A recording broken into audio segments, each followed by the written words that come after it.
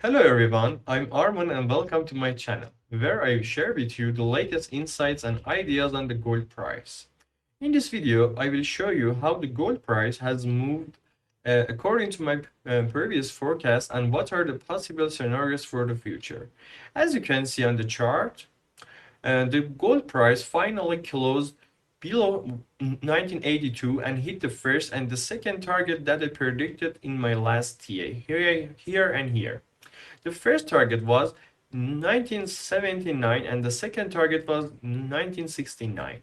As you can see, gold dropped more than 450 pips from this bearish breaker block zone in here and reached a low of 1956. It is now trading in the range of 1963, and the question is what will happen next? Will the price bounce back from this level? Or will it continue to fall? Well, there are two main factors that we need to watch closely. The first one is the support level at 1953 here. Even if it dips below it temporarily, we could see a recovery up to the range of 1982 to 1986, this zone. This is a range where the price fills the liquidity void that caused by this drop and enters a new bearish order block here. This could be a good opportunity to a short position if we see a bearish signal in this zone. Okay.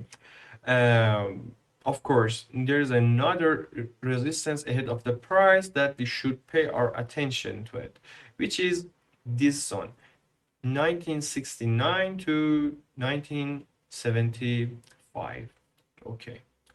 However, if the price fails to hold above 1953 and breaks down below it, okay, then we could see a further fall to lower levels such as 1933, 1920, and 1909.